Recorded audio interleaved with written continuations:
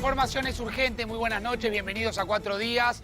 Hay horas decisivas, un momento de tensión que se vive en los Estados Unidos, ya en el camino final, en la recta final hacia elecciones históricas. Ya está Adrián Sack, van a ser horas de mucha ida y vuelta a los Estados Unidos con la gran cobertura de Adrián. Adrián, ¿cómo te va?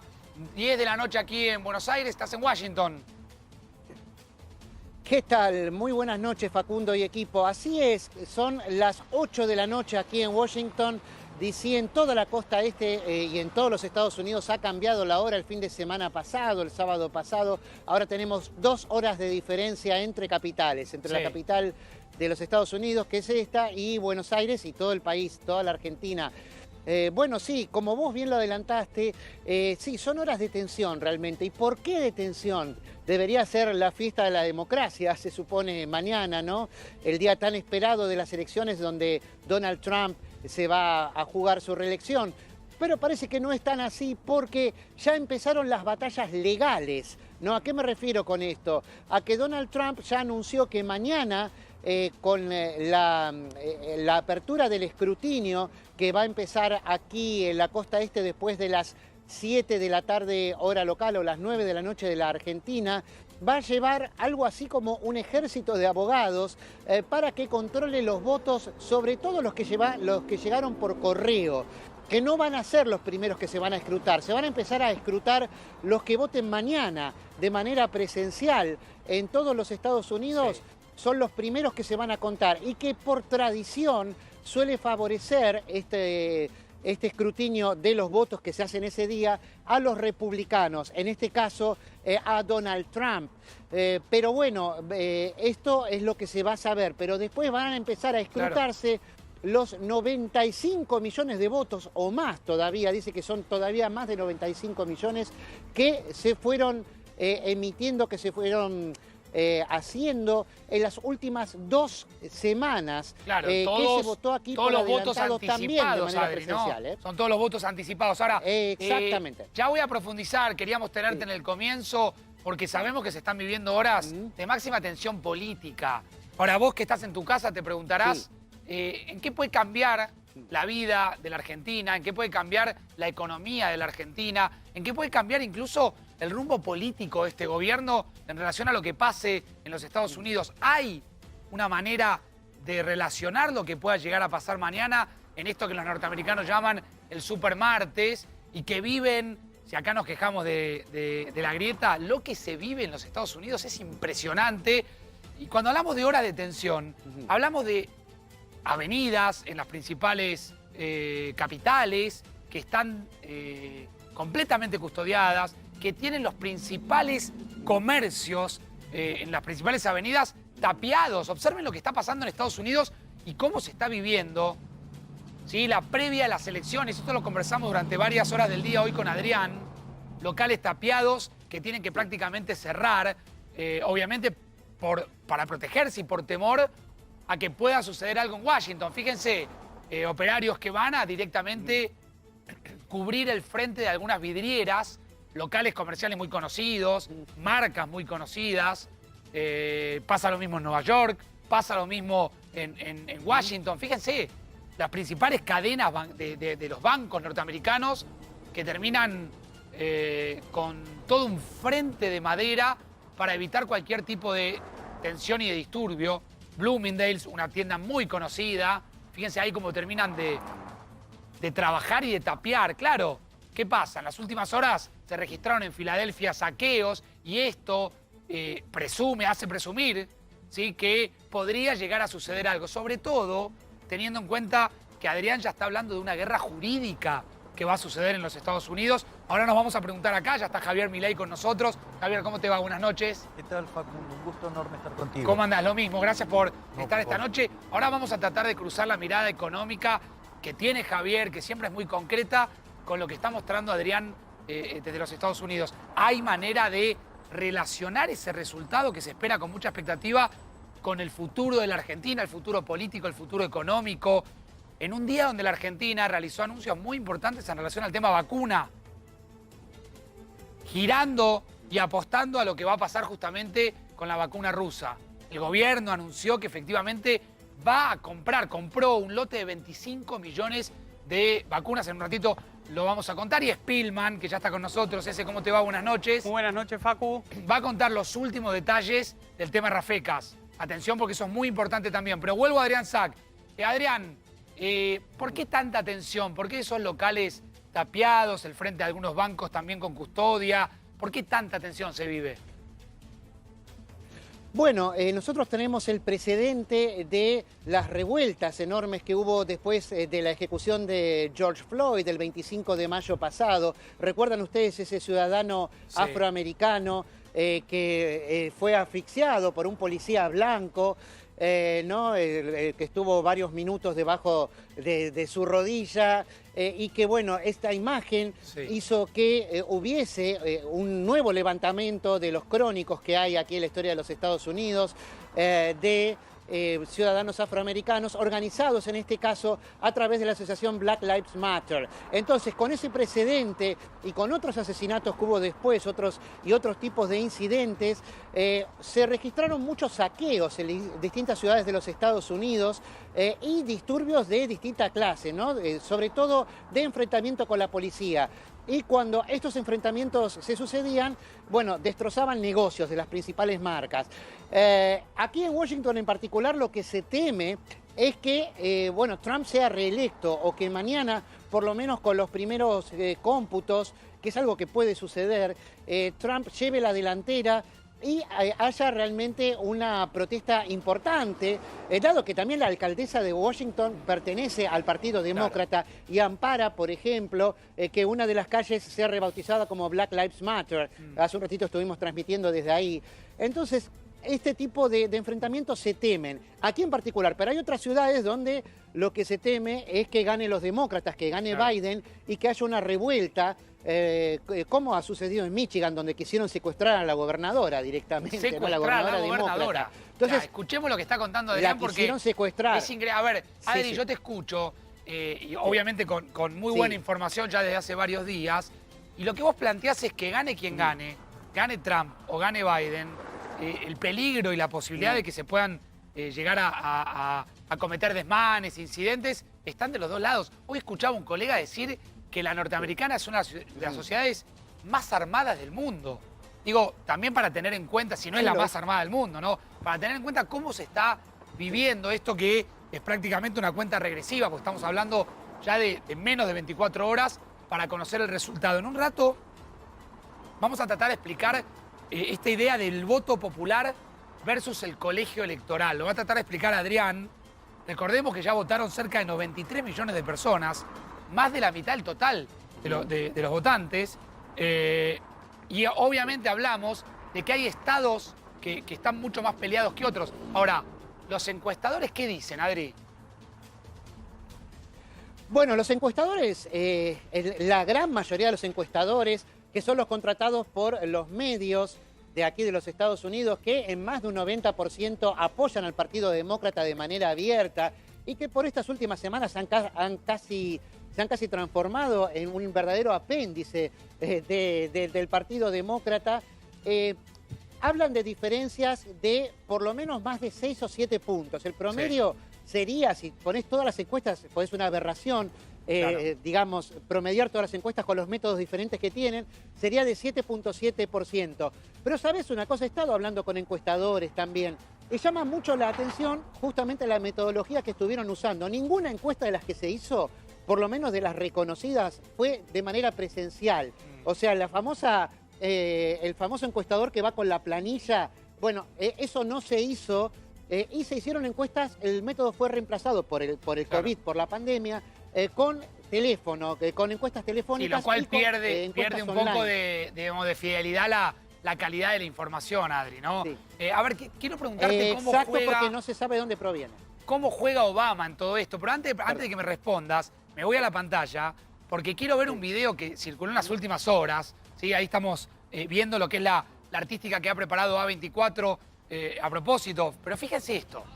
Tremendo, Aparece Obama ahí, con muchísimo carisma. No es fácil de costado, no está de frente. Algunos dicen que efectivamente todo el carisma que le falta a Biden lo tiene Obama y que hay que ver si le puede trasladar un poquitito de ese carisma. Mirá, ahí, entra a una escuela, ahora y le tira para 3. Y es zurdo, te diste Y cuenta, es ¿no? zurdo, Es y un la zurdo emboca, y encima alucinable. cuando se va la cancherea. ¿Me decís si puede haber, Adrián, un efecto Obama que lo empuje un poquito más a Biden? Y está muy discutido el efecto Obama, porque vos fijate que estás mostrando a alguien que forma parte del pasado de los Estados Unidos, que es mucho más joven y vigoroso del que tiene que ser el futuro, que Claro. es Biden, ¿no? Justamente, además del carisma, la juventud, la energía, ¿hasta qué punto puede llegar a movilizar votos a favor de los demócratas? Pero bueno, tuvo que ser una especie de bastón para Biden en los actos finales. Vos fijate que no hay un cierre de campaña de Biden en particular. Sí, hace un último acto, pero se enfocaron más los medios en mostrarlo a Obama, en tratar de darle fuerza. Obama estuvo oculto durante la presidencia de Donald Trump, no habló casi, estuvo afuera con Michelle, que no se quiere meter en política. Muchos la querían a Michelle, sobre todo en Argentina. Dice, ¿por qué no se presentó la esposa de Obama? No quiere saber nada con la política. Y Obama, de hecho, también estaba prácticamente retirado y ahora volvió para apoyar a su ex compañero, a Biden, ¿no? Dado que Kamala Harris no está midiendo muy bien. Kamala Harris, la compañera de fórmula de Biden, ¿no? Candidata a vice. Entonces, la vicepresidenta. ¿Qué puede pasar mañana? Entonces, bueno, ¿Cómo te imaginás que se van a suceder los hechos? Porque, repito, estamos a 24 horas o menos de 24 horas. Nos va a agarrar en vivo mañana. ¿Cómo van a hacer? ¿Cuál va a ser el horario donde se vaya a informar? ¿Cómo se maneja este tema? Bueno, vamos a empezar a conocer datos oficiales, teóricamente, de 26 estados que se comprometieron a entregar la información ese mismo día. O sea, de aportar datos ya con tendencia firme para la misma noche, ¿no? O sea, a partir de las 7 de la tarde, hora del este, 9 de la noche, hora argentina. Bueno, acá también sería noche ya casi, ¿no? Sí. Pero esos datos se van a empezar a conocer, a cargar los que votaron mañana, los que van a votar mañana. Hablo en futuro y pasado a la vez, ¿no? Los que van a votar mañana son los primeros que se van a conocer. Después van a empezar a ingresar, si Trump los deja, porque esa es la otra batalla legal justamente, los votos que se hicieron por adelantado, los que son por correo y los presenciales por adelantado, que en total, como vos bien adelantabas, son unos 93 a 95 millones, 2/3 partes del padrón que ya votó. Entonces, a partir de ahí vamos a empezar a conocerlos. Pero atención, porque van a faltar datos. Vos mañana casi, sos ciudadano estadounidense, podés votar por correo y enviar el voto y puede llegar a tardar hasta 3 días después. En algunos estados más días todavía pueden tardar. Y lo peor es que estos estados donde más se va a demorar son los estados llamados battleground, o sea, donde se están disputando la elección, especialmente donde están más peleados, que son Pensilvania, Michigan, Florida, Wisconsin. Ahora agregan a Georgia también, el estado donde vivo yo, Carolina del Norte.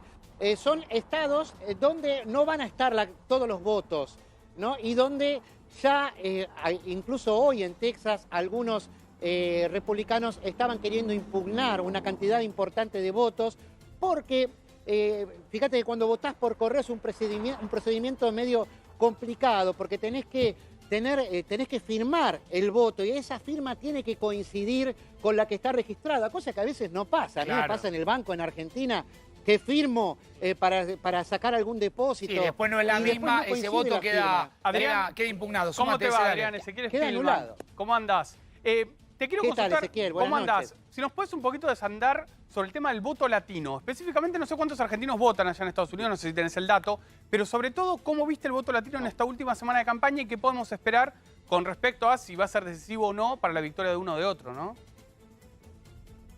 Sí, claro. Bueno, los argentinos no tengo el dato porque una vez que se hacen ciudadanos estadounidenses, ya por ahí se pierde el registro como argentino, pasan a ser ciudadanos estadounidenses. Hay 350.000, se calcula que es la comunidad argentina en total en los Estados Unidos. Cerca de 30 millones no puede sabemos ser. cuántos votarán. Cerca de 30 millones aproximadamente. ¿Cómo 30.000? No, ¿de qué? ¿De latinos me Sí, están de hablando? latinos, Yo de hablo latinos. No, de argentinos, de latinos. Argentinos 350.000. Sí, latinos son aproximadamente 30 millones. Lo que pasa es que está el latino que se mezcla con el afro. Claro. Es medio complicado por ahí. Podemos hablar ya de porcentaje, que entre latinos y afroamericanos son 35% en total. aquí ya es la proporción más alta que hay. En la elección anterior el voto blanco anglosajón era el 70%, ahora descendió a casi el 65%, entre 65 y 66% aproximadamente. Pero no es tan decisivo como siempre se lo suele vender, acá en los medios también. Siempre por eso Trump puede coquetear tanto justamente con la supremacía blanca, entre líneas siempre, nunca de manera demasiado abierta, aunque algunas veces en algunos actos lo hace también, ¿no? Por eso es más importante que el voto latino todavía el llamado voto blue collar, que es el que está en el Rust Belt, que es el cinturón de estos estados que te nombré, ahora, Wisconsin, Michigan, Pensilvania Adri, en particular. Adri, ¿cómo evalúa la gente? Digo, es general la pregunta, pero ¿qué nivel de influencia ha tenido la gestión de la pandemia que hizo Donald Trump, que ha sido muy cuestionada, en relación a estas elecciones? Bueno, la influencia es mucha, porque vos fijate que las encuestas, aunque sean dudosas y todo, y en lo que se percibe también, es tan importante ahora como la economía. Tenemos aquella famosa frase del asesor James Carville a Bill Clinton en 1992 que le dijo: es la economía estúpido. Bueno, eso es lo que normalmente funciona. Pero ahora tenemos esta variable que es la de la pandemia, que está directamente también relacionada con la economía. Y bueno, al votante le interesa saber qué es lo que va a hacer el propio Trump o en todo caso Biden con la economía, si va a haber otra vez un lockdown, un cierre, ¿no? Como hubo aquí, aunque no de manera tan prolongada en la mayoría de los estados, en marzo, abril. Nadie quiere un cierre acá, eso es lo cierto, pero todos quieren terminar con la pandemia, aunque los números van creciendo de manera muy preocupante. Tuvimos el fin de semana pasado 101.000 nuevos casos de infectados por día y ya volvemos al promedio de los 1.000 muertos diarios, cuando se esperaba que para esta época tuviese 250. Quédate ahí, Adri, nos vas a acompañar estas horas con Biden, Trump, Biden, este momento clave de la historia de los Estados Unidos. ¿Y cuáles son obviamente los estados más parejos? Ahora lo vamos a responder. Pero ¿qué nivel de influencia tiene esta elección en los Estados Unidos? También vamos a intentar responderlo. Quédate ahí, está Javier Milei con nosotros. Javier, gracias, te vuelvo a saludar. ¿Esto tiene que ver con la Argentina?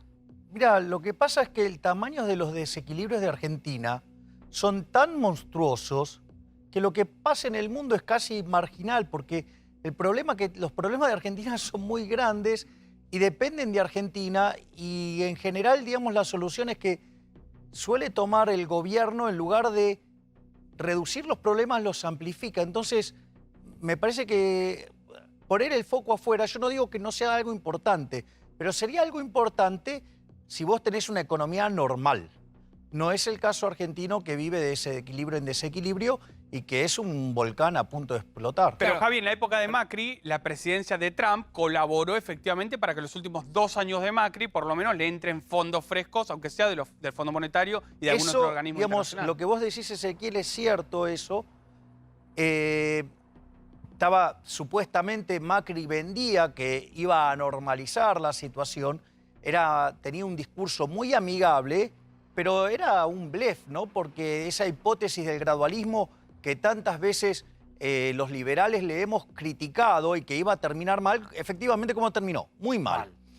Cosa que podría haber durado un poco más si Marcos Peña no se hubiera precipitado en lanzarse sobre el Banco Central, ¿no? O sea, que ahí es donde se dinamita la crisis y que termina pidiendo la toalla en abril del 2018. Pero y la realidad es que el préstamo que consigue Argentina, que es enorme y además que no ameritaba, o sea, las condiciones técnicas de Argentina no ameritaban semejante préstamo por el tipo de desequilibrio fiscal que tenía, por la poca intención de modificarlo. Y es cierto que la gestión de Trump, digamos, le puso un montón de dinero a la Argentina, que no solo evitó el default, ¿sí? Porque el default, hasta que después se termina cayendo en la última parte del 2019, que efectivamente después se defaultea. Recordemos que Argentina, durante la CUNSA, eso que llamó reperfilamiento es un default. ¿Sí? El default selectivo, el reperfilamiento. Sí, pues, digamos, una manera de llamarlo. Plazo, capital e intereses y legislación. Eso determina que si cambias algo de eso, hay default. Claro. No te respetaron el plazo, no te respetaron el plazo. Chao, listo. Default. Llámalo como quieras. Sí. Ese es el... Y lo otro que, además, puso mucha guita dentro del Banco Central. El Banco Central durante el 2018 perdió 21.000 millones de dólares de reservas. Si vos no hubieras tenido esa cantidad de dólares para sacar pesos de la calle, vos hubieras tenido una inflación de en torno al 500%, o sea, una hipermoderna. Claro, yo te preguntaba cuánto puede llegar a influenciar, y ya vuelvo con Adrián a los Estados Unidos, por aquello de la importancia que tiene Estados Unidos dentro del Fondo Monetario Sí, bueno, Internacional. tiene poder de veto, claro. pero de vuelta, el problema, a ver, del fondo, por ejemplo, es cierto lo que vos mencionás, pero ¿sabés qué pasa? Que el problema que le quedó al fondo ahora es el problema del deudor significativo. A ver, explica eso, ¿qué es? Claro, viste, que cuando vos tenés una... El deudor significativo somos nosotros. Claro, entonces cuando un deudor tiene una deuda razonable, el problema lo tiene el deudor. Ahora, cuando la deuda es muy grande, aún en el balance del acreedor, el acreedor tiene un problema enorme. Digo, el fondo tiene un problema enorme con Argentina. Entonces, lo que trata de hacer el fondo es ser lo más amigable posible para que se pueda volver a cobrar. Igual, hay algo que no es menor. Recordá que la cúpula del Fondo Monetario Internacional fue expulsada. Claro. ¿No? Digo, esto no es un tema menor porque, digamos, y mirá la crueldad, ¿no? Porque salvaron a Christine Lagarde, la cabeza política. Porque, ¿cómo fue la situación? El staff técnico no quería darle la plata a Argentina porque sabían que Argentina no estaba en condiciones de pagar. ¿Y cómo se consiguió? Políticamente. ¿A quién salvaron? A la cabeza política. ¿Y a quiénes echaron? A los de abajo. A los técnicos. Mirá qué injusto, ¿no? Vuelvo con Adrián Saca, Estados Unidos. Adrián, yo te preguntaba por la tensión, por los incidentes. ¿Cuáles son las ciudades donde se vive o se respira con mayor nerviosismo estas horas claves y decisivas para camino, obviamente, al cierre de la elección? Bueno, definitivamente Nueva York, donde es donde más medidas se están tomando quizá para evitar desmanes, aunque también en Houston, en Texas, se planea convocar a la Guardia Nacional, también en Wisconsin, en Michigan, distintas ciudades en estos estados, que es donde más se va a pelear la elección, como les decíamos antes, ¿no? Son los estados campos de batalla o battleground. También, Filadelfia, por ejemplo. Son ciudades que van a estar en el voto a voto y que por esa razón, como no se sabe exactamente qué es lo que va a pasar ni cómo se va a definir la elección, es donde más tensión hay. Aquí en Washington también, por lo que les comentaba justamente, como es epicentro, es la capital del país y epicentro de todo el acontecer político, y además es una gran vidriera para todo el país y para el mundo también, es por eso que justamente están tomando estos recaudos y han tapiado prácticamente todo, ¿no? La ciudad es una ciudad que, por tratarse de un lugar que está lleno de oficinas públicas, nacionales e internacionales, está realmente vacía desde que comenzó la pandemia. La gente hace teletrabajo en la administración pública y se ve realmente muy poca gente por las calles. De hecho, es casi desconocida la cara que tiene respecto de ser el día anterior de una elección, porque normalmente se hacen grandes reuniones aquí en hoteles, en organismos públicos, hay fiestas, celebraciones. Adrián, los distintos partidos en las sedes también hacen grandes juntadas y ahora no lo pueden hacer. Adrián, ¿qué hay Sí. del estado de la Florida? Que en el año 2004 fue decisivo, donde hay muchos argentinos. No lo nombraste como un estado clave. Ahí está todo más cercano para el lado de Trump. ¿Qué sabes del estado específicamente de la Florida? Lo nombré medio al pasar, ¿no? Pero Claro. sí, pero es muy importante. Es el estado que más oscila. Digamos, recordemos lo que pasó en la elección de 2000 entre Al Gore y Bush, que estuvo parado por varias semanas. No el escrutinio, pero sí la resolución del caso en quién quedaba la presidencia, porque era el estado que debía definir todo, y que también Trump ganó por muy poquito, ¿no? Claro. Los 29 electores que da este estado, que son bastantes electores, tenemos que juntar en total 270, o un candidato tiene que juntar 270 electores para poder ser consagrado en el colegio electoral como próximo presidente de los Estados Unidos. Pero en Florida, justamente, es donde más hicieron campaña, tanto Trump como Biden, además de Pensilvania. Pero ahora fue reforzado, hoy lo veíamos con Obama justamente, para tratar de conquistar el voto afroamericano y latino sobre todo. El latino oscila mucho.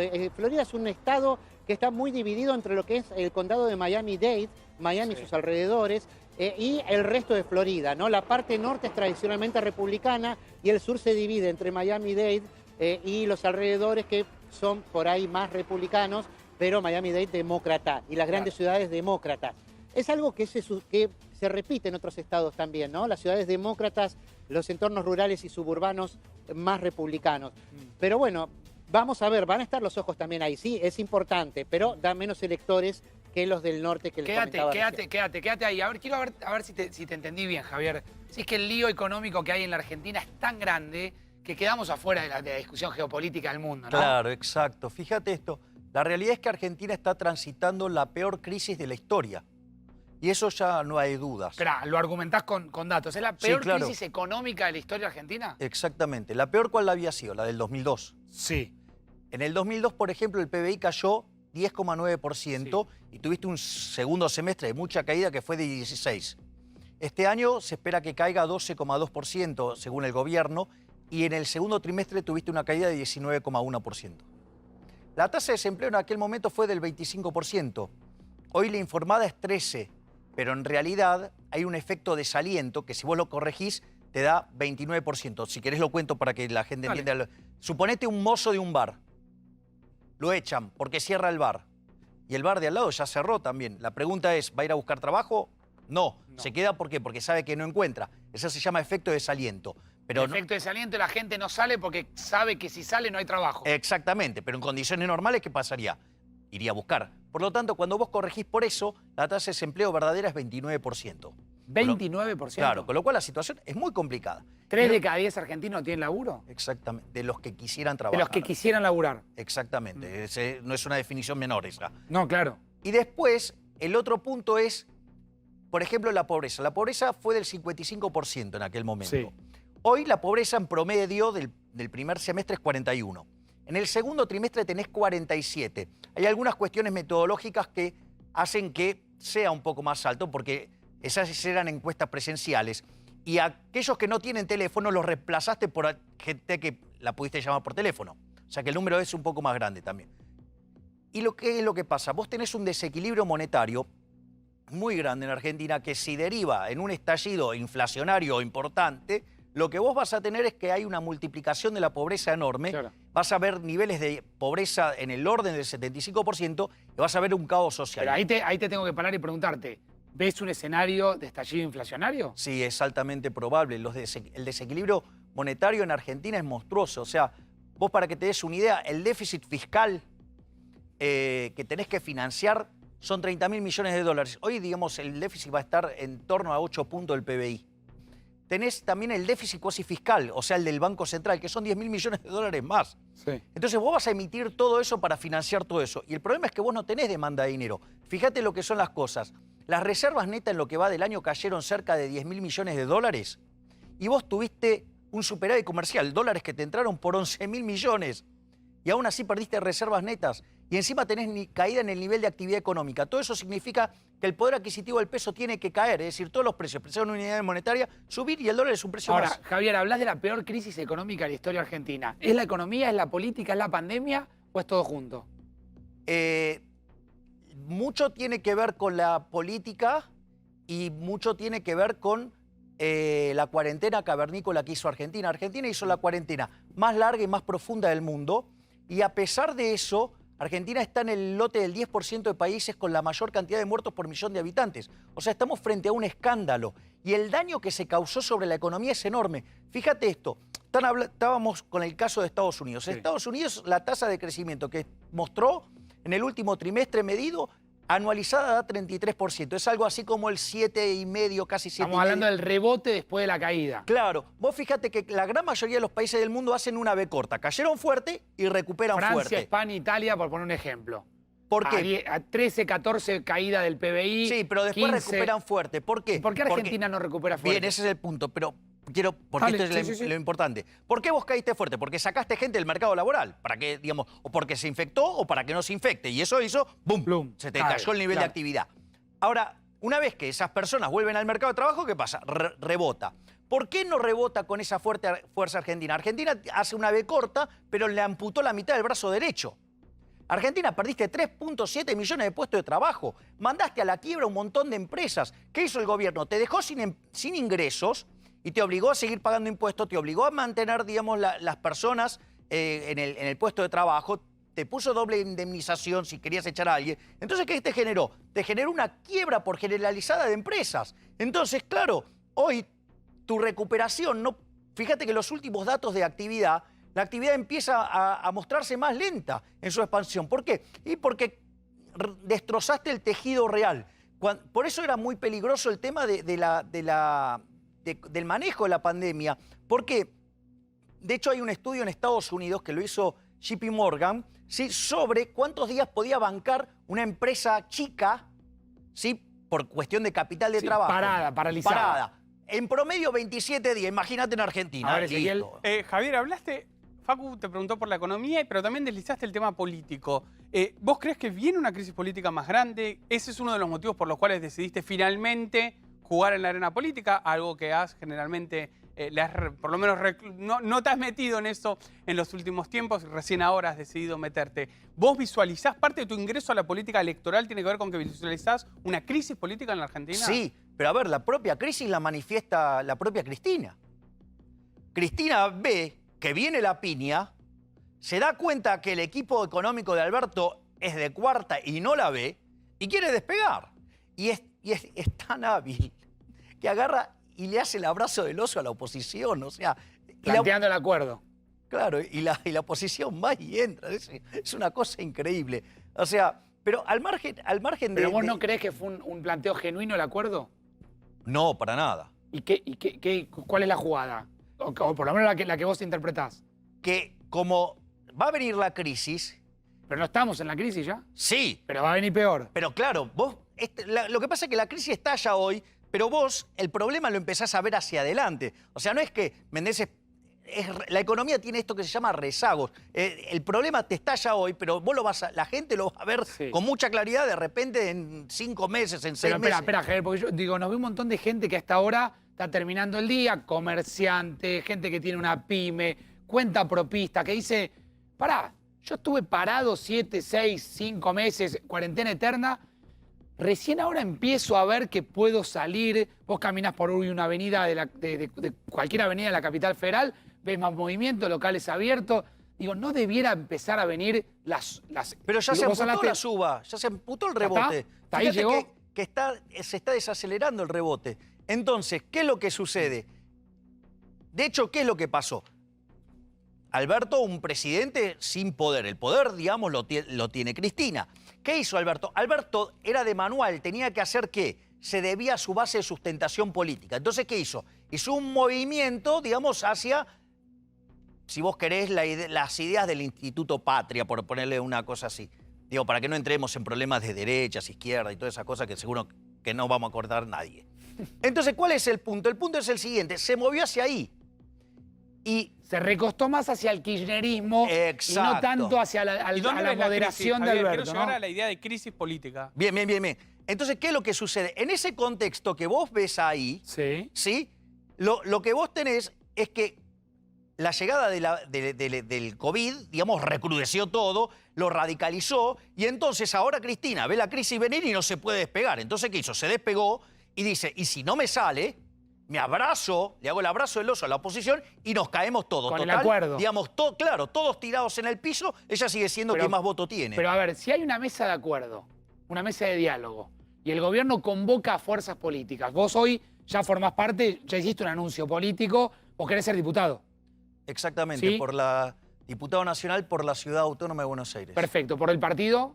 Digamos, el Frente Despertar, digamos, o sea, que es una coalición de partidos. Perfecto, o sea, que son actores políticos. Sí. Si hoy el gobierno convoca a una mesa de diálogo, ¿ustedes no forman parte de esa mesa? No. ¿Por qué? Pero Porque son lo mismo. ¿No? Son lo mismo. ¿No formarían parte? No, porque en realidad para nosotros hay una falsa grieta que es... Si no va, Facundo, perdón. No. No va, Facu, no, dijo que no va. No, me queda claro, pero digo, si llaman al diálogo, va al oficialismo, obviamente llama al gobierno, pienso en voz alta, si se sienta Macri con Cristina, aún así ustedes no van. Claro, porque en realidad son socios, Macri y Cristina, el kirchnerismo y Juntos por el Cargo. Son ¿Juntos? socios por el cargo, con K. Empezó la hora Milei, 12:30. Empezó el stand-up, ¿no? Pues, Javier, ¿era el stand-up? No, era una 22:35 entrevista. empezó la hora Milei. El show. A ver, explícalo, Javier, dale. A ver, porque en realidad son lo mismo. Son lo mismo, no hay diferencia. Es una falsa grieta. Es una grieta que los beneficia a ellos, ¿para qué? Para mantenerse. Es más, yo te lo puedo... En realidad para mí, y para la gente que pertenecemos a este espacio liberal, la grieta es entre los políticos profesionales y los honestos que vivimos de nuestro laburo, ¿sí? Fíjate esto, no hay diferencia entre Juntos por el Cargo y los K. ¿Por qué? Fíjate, cuando te tuvieron que subir un impuesto, el gobierno anterior te subió impuesto, no tuvo problema, impuesto a la renta financiera.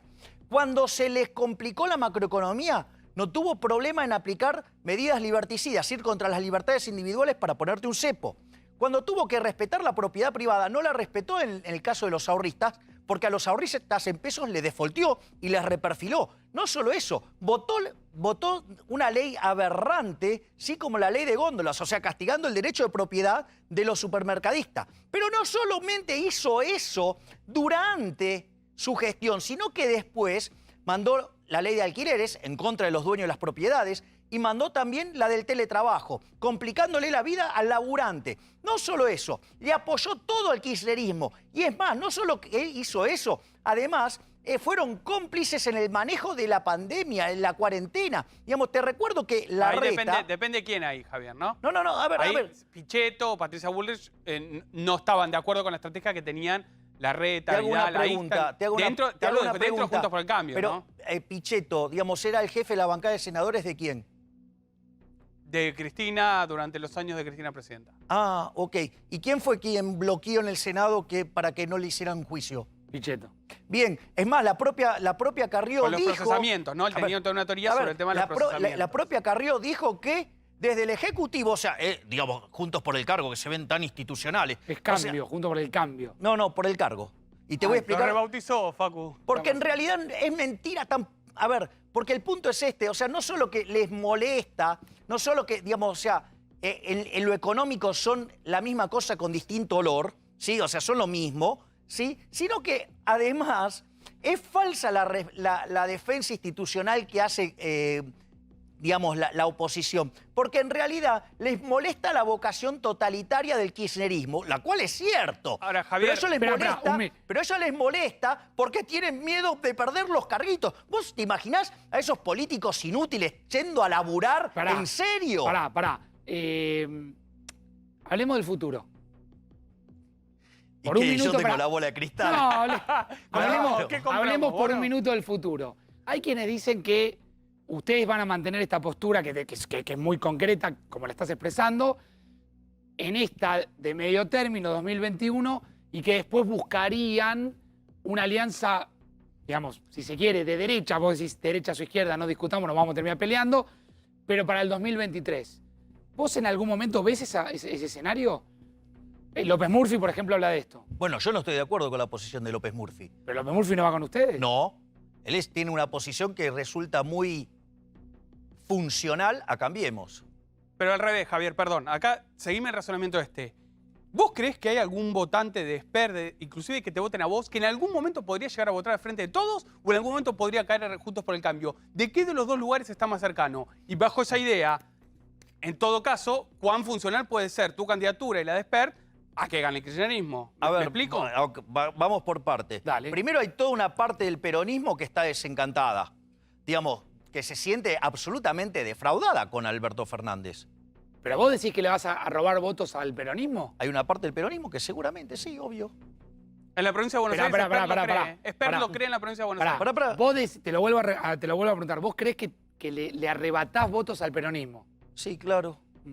Pero es más, yo ahora te voy a redoblar la apuesta de Ezequiel. ¿No le arrebatás más votos al macrismo? No, yo ahora voy a redoblar la apuesta de Ezequiel que me gusta, que es más divertida todavía. O sea, vamos, digo, primer punto, a ver, vamos, ¿estamos en democracia?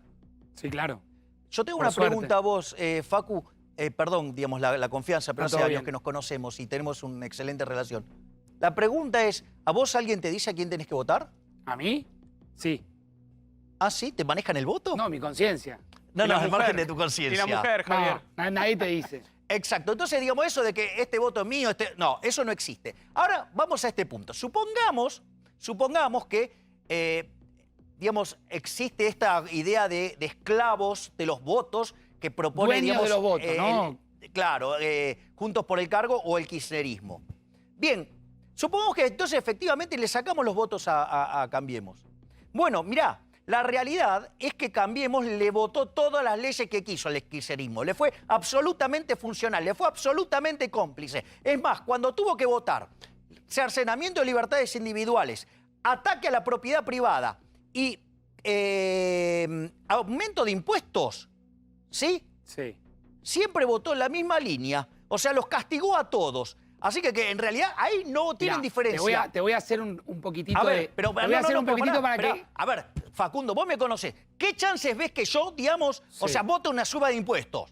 No, ninguna. Cero, me corto un brazo antes. O sea, ¿qué chances ves? No. ¿Qué chances ves que yo, digamos, vaya a apoyar una medida liberticida?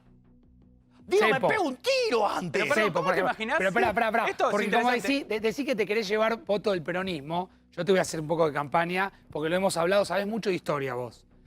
Háblame de la historia del peronismo, porque vos sos crítico, no sos tan crítico de la historia del peronismo como algunos. ¿Vos creés que la primera parte del peronismo, el primer peronismo, tuvo cosas positivas? No, ver. no, yo soy profundamente crítico del peronismo. Pero- Pero el punto es, ¿vos podrías cargarle las culpas al peronismo? Es falso eso está mal. Los problemas de Argentina arrancan en 1916, cuando Argentina paulatinamente empieza a No abrazar... con Perón. Claro que no. Arrancan con Estás en Irigoyen. modo político. Escuchá, Ahí está tiraste donde la quiere caña. sacar el peronista desencantado, Pero no Facundo. digas esto, Facundo. pero Si esto yo, te lo digamos, digo, lo he hablado pero con vos por otras supuesto, veces. te confieso que Milei esta postura la tuvo incluso antes de ser candidato. Quiero ser honesto con esto. Y es la Claro. realidad. O sea, a ver, yo soy especialista en temas de crecimiento económico. Sí. Digo, porque no es que sale de cualquier lado, digo, mi hipótesis. Mi hipótesis sale de mirar los números. Cuando vos mirás, Argentina en 1895 tenía el PBI per cápita más alto del mundo. Segundo venía Estados Unidos. Cuando vos empezás a mirar la evolución del PBI, digo, vienen más o menos parejos y después, a mediados de la década del 10, en el siglo XX, se empiezan a abrir. ¿Qué es lo que pasa? Como los países que venían atrás estaban tan atrás, porque, digamos, Estados Unidos y Argentina eran los dos mejores países del mundo, ¿qué es lo que pasa?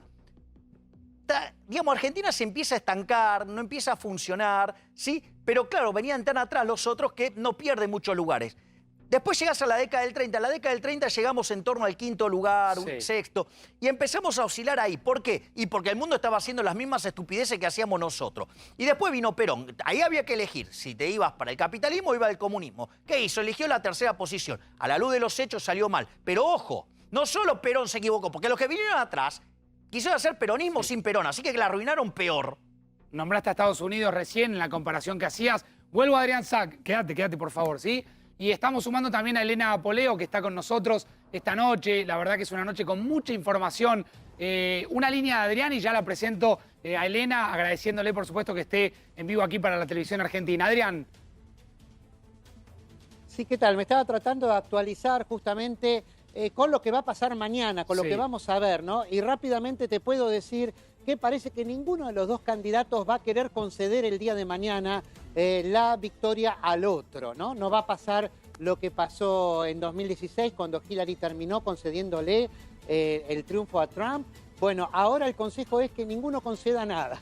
Los abogados van a hablar Claro. primero, o sea que vamos a tener para rato. Anticipás ahí una Claro. guerra judicial. Eso es lo que Elena, le puedo decir. Elena, buenas noches. ¿Cómo te va? Facundo Pastor aquí en 4 días en A24. ¿Cómo andás?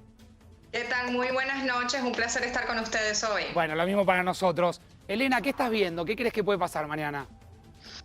Bueno, aquí todos estamos bastante nerviosos, no solamente porque sigamos un candidato o al otro, sino por la situación de unos resultados tan apretados y unos resultados donde quizás podamos terminar la noche de mañana sin saber realmente quién es el nuevo presidente de los Estados Unidos o si será reelecto Donald Trump. estamos viendo, les recuerdo que aquí en Estados Unidos las elecciones no son por el voto popular, sino por unos colegios electorales y por lo tanto es por estado por estado, que se va sacando los resultados y dependiendo de los estados que vayan ganando, se van sumando esos votos de colegios electorales. También les recuerdo que en muchos estados hubo votación adelantada, como por ejemplo en la Florida, donde estoy yo, que es uno de los estados que más, por el que más se han peleado. De hecho, ayer estuvo Donald Trump hasta las 12 de la noche o más. El rally empezó a las 11 de la noche. Aquí en Miami fue su último rally. Claro. Y hoy está aquí el expresidente Barack Obama. O sea, te demuestra qué tan importante es este estado para ganar y lo cerquita que están las encuestas en estos momentos. Ahora, así que Elena, están pendientes. Cuando uno hace una suerte de observatorio así a primera vista de encuestas, hay una diferencia a favor de Biden de 6, 7 puntos. También es cierto que uno tiene que después ver con total sinceridad si le cree o no a los encuestadores, ¿no? Yo soy una de las que ya hace tiempo que dejo de creerle a los encuestadores, porque hace 4 años, ¿qué nos dijeron los encuestadores? Que ganaba Hillary Clinton cómoda.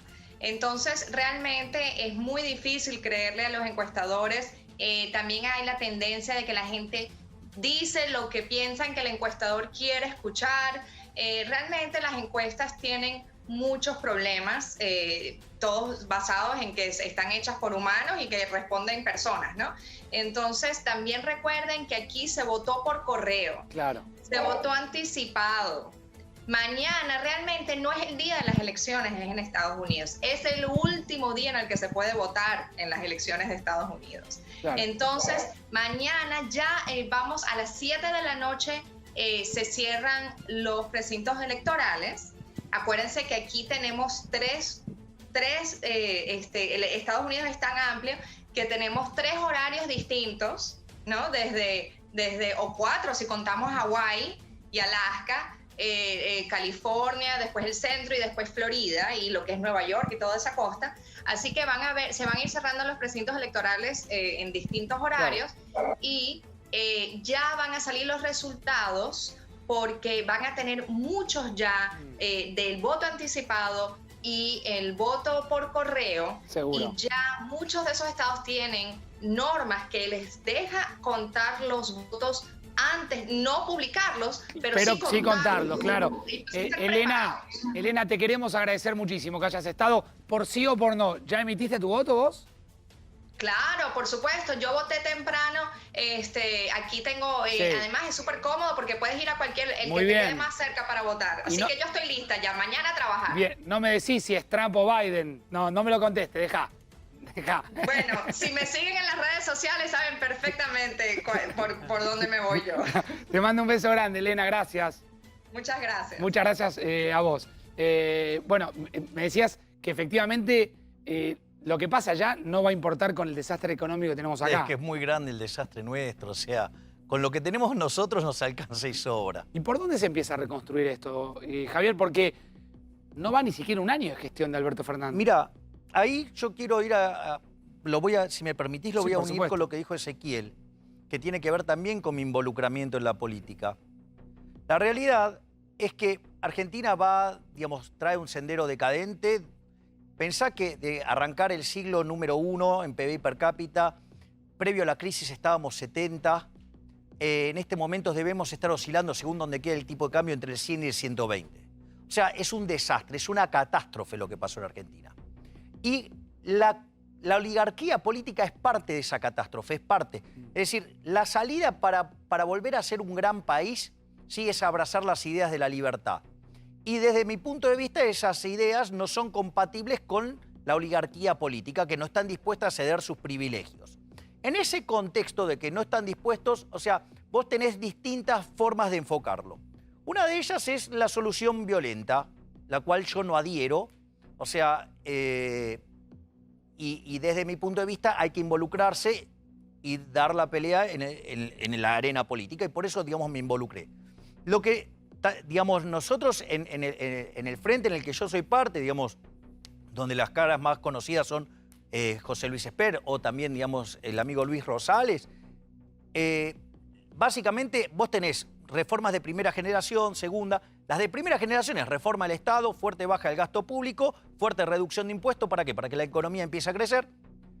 Una modificación en la ley laboral. No puede ser que tenga 6,5 millones de personas informales. O sea, en total precariedad. O sea, tenés que empezar a solapar el mercado para que puedas ir a un sistema más flexible porque, digamos, este sistema no le sirve a nadie.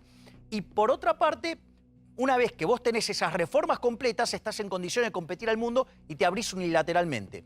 Eso te puede asegurar durante muchos años crecer a muy altas tasas de crecimiento y eso te permite hacer otro tipo de reforma. Por ejemplo, hacer la reforma del Estado en lo que tiene que ver con los empleados públicos, ¿sí? Es cierto que vos te sobran un montón de empleados públicos, pero vos no los podés soltar de un día para el otro. Entonces, ahora, con la economía creciendo a fuertes tasas, vos podés, ¿qué hacer? Aplicar un programa de retiro voluntario. Lo mismo puede ser con el sistema previsional. El sistema previsional genera 3 puntos de déficit fiscal en términos de PBI y creciente.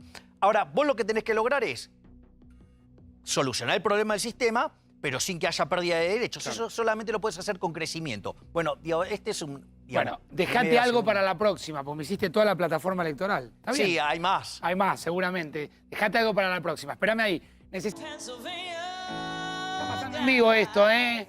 Y es Lady Gaga. Fanático ese Spielman de Lady Gaga, pero no es un programa de música este, es un programa de política. Y está Lady gran Gaga. Cantante de pop. Tampoco me deje tan pegado al pop, pero es una invitada gran de lujo, jugando fuertemente. Esto es en vivo. La gran mayoría de Hollywood ha jugado por los demócratas, ¿no? Por el Partido Demócrata, mirá, Facu, hay que decirlo. Jugando fuerte ahí en el cierre de la campaña de Biden. No, Lady Gaga no, Milei. Lady Gaga no, Javier. No, yo soy de la lírica. Yo soy de Verdi, de Puccini, de Rossini, de Donizetti. 40 años más después. Bellini. Gracias, Javier, por haber venido. Es un placer. Gracias por invitarme, gracias, Facundo. Gracias por estar siempre. Nos estamos yendo. Gracias, Spielman. Gracias, Facundo. Atención que mañana te voy a adelantar una cumbre política que va a unir a varios aristas claves, actores claves de la oposición, pero te lo voy a contar mañana. Sí, nos quedamos con información, temas rafecas. Sí, nos quedamos. Para desarrollar mañana. Mañana le cuento. Fue muy vertiginoso, le fue muy bien hoy, lo felicito. No, no califique. Le fue muy bien, es su mejor año. Esto refuerza mi teoría de que es su mejor año. Sáquelo, director del aire. A mí, a él, al programa. Chau, chau. Es el año del Pastor, ¿eh? Año...